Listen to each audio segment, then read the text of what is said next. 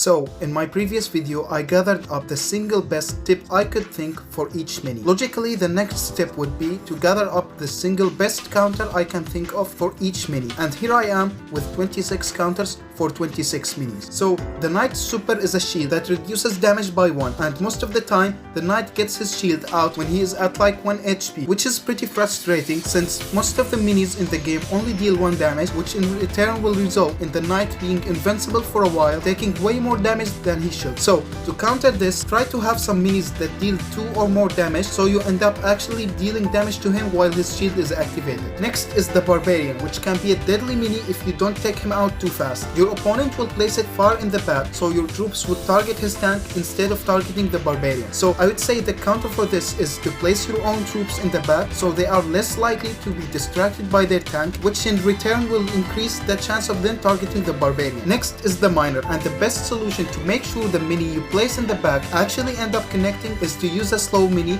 like the Pekka, so it wouldn't escape before it reaches your side. If you use a fast mini like the mini Pekka, then he would end up getting out of range, and the Miner will be having the moment of his life destroying your ranged units. Another counter for him that can actually work wonders is the Musketeer or the Electro Wizard. Since their super can multi-target, it will end up damaging and stunning the Miner, giving your troops more time to take it out. Next is the Archer, and the main counter is placing a tank behind and making sure it's the farthest mini, so the opponent's Archer end up chipping on your less important mini. Or you can cancel your opponent's Archer with one of yours, since you know, logically they both have the same HP and the same hit speed, but I wouldn't stop at that. I would also try to make sure your Archer win by either giving it the 3rd star speed upgrade or placing a tank behind to absorb the opponent's Archer shots, because winning that interaction can be game deciding. Next is the Spear Goblin, and this little guy can one-shot more than half of the playable minis, so I would say try to line up your minis, since that would logically decrease the chance of it connecting. And if you can't play all your minis in one line because the opponent got like a magic Archer or Wizard or something, then just make sure your important damage dealers are protected with a tank in front. Next is the Wizard, and to counter this guy you need to pay attention to your placements. I'd say have one tank on the first row that is isolated from everyone else, and make sure there are no minis below it, so the Wizard's splash would only target one mini. Next is the Ice Wizard, and to counter him it does take a similar approach to Wizard, but instead of using a tank, try to use a mini that isn't designed to dish out some damage. So like for example, having your Pekka slowed down is very bad idea, since Pekka is important for dealing damage, but if your giant skeleton is slowed down, no worries, because I'm pretty sure you forget sometimes that the giant skeleton actually can deal damage. Next is the Swordsman, and to counter him I would make sure there are multiple minis in his super range, because his super is 5 hits that attack random targets, and I believe 5 damage focused on 1 mini is way tougher than 5 damage focused on 3 minis for example. So basically make sure he doesn't get a KO with his super, so it never recharges again. Next is the Skeleton Guard, and my tip against him is to completely focus all damage on him so he gets KO'd before popping his shield, because chipping him slowly would result in him getting 1 or 2 shields, putting you at like 10 HP disadvantage. That's all the 2 elixir minis. Now it's time for 3 elixir minis. Against the Musketeer, I would advise you to stack up your tanks, so when you super one of them, they would end up bumping each other and cancelling the super's knockback. Next is the Giant Skeleton, and against him I think you should be focusing your elixir on backline minis, not frontline ones. So basically the less you invest in melee minis,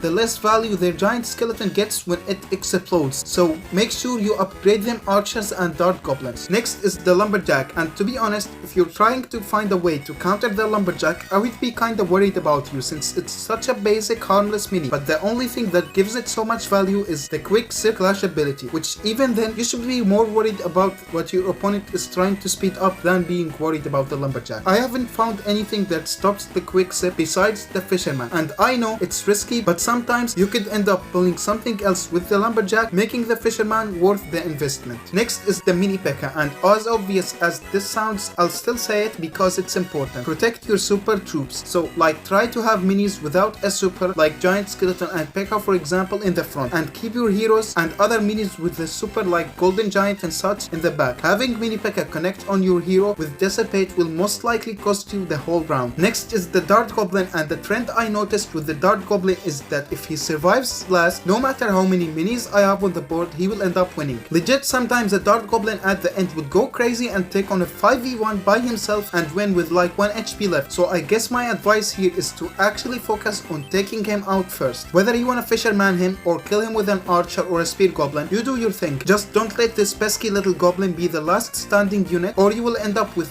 some not so many regrets. Next is the bowler, and something I noticed is that the majority of players tend to place the bowler on the sides or in the middle. So those two lines over here are the safest places. Use this knowledge to go all in on those two lines where you are in a bad spot to make sure your chances of being safe are higher. However, keep in mind, in boards with the special tiles, this doesn't apply, as the majority of players will place their bowler according to the special tile. Next is the healing Granger, and it was reworked in the most recent balance changes, and the change was that when you upgrade it, the HP count of it doesn't increase, which means the Countess will most likely always go after it, especially more in the late game. Not only the Countess can easily take it out because it's slow on HP, but also the Countess will block the heal on it and all the surrounding minis, so that means they most likely won't get any last second heals. Next is the Valkyrie, and she has a star upgrade that makes her become faster the more she attacks, similar to the Dart Goblin. But did you know this star effect trigger multiple times if she is hitting multiple minis at once? So I would say just try to separate your minis so she doesn't get an early game boost in speed. Next is the Golden Giant, and as obvious as this sounds, please don't stun him, because when you do that he gets healed with 4 HP. That's only if he had his first star upgrade though, so keep that in mind. I have taken a look at all the stunning attacks, and so far all of them deal less than 4 damage, which will result in actually giving an advantage to the enemy Golden Giant. However, there are 2 stunning attacks that can deal more than 4 damage, which are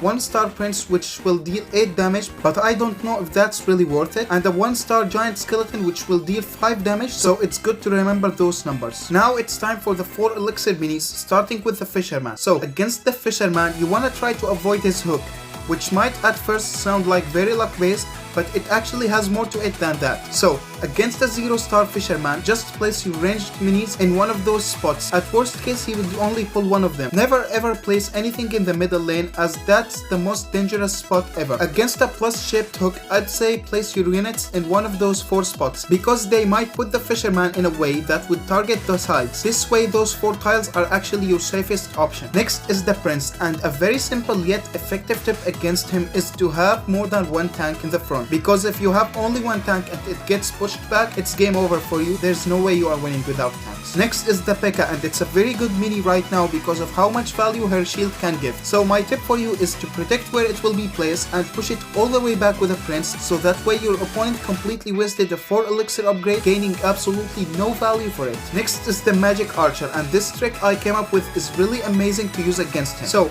most players will place their Magic Archer on the corners, either right or left. Place a Giant Skeleton in the middle and place a tank on one of the sides, and on the other side pile up your queen and other troops like this. With this setup, if the Magic Archer was placed here, he would target the Giant Skeleton and pierce into nothing. If he was placed on the other side, instead of targeting the Giant Skeleton and piercing into this pile of troops, he will instead target the other tanks and pierce onto nothing, giving your archer enough time to take him out. Next is the Battle Healer, and in my previous step video I told you that the right way of playing it is to pair it with so many tanks to maximize the healing value. Now to play against it, in my opinion, you should be using the Wizard, since there would be so many tanks, he will get more splash value, and you can add on the healing reduction on top of that for even more value, making it very devastating for your opponent. Next is the Mega Knight, and we all know he does a great job at stunning every single living thing on Earth at once. So I'd say instead of trying to take him out first, try to take out other minis before him, because we all know having your whole team stunned with only a Mega Knight left is much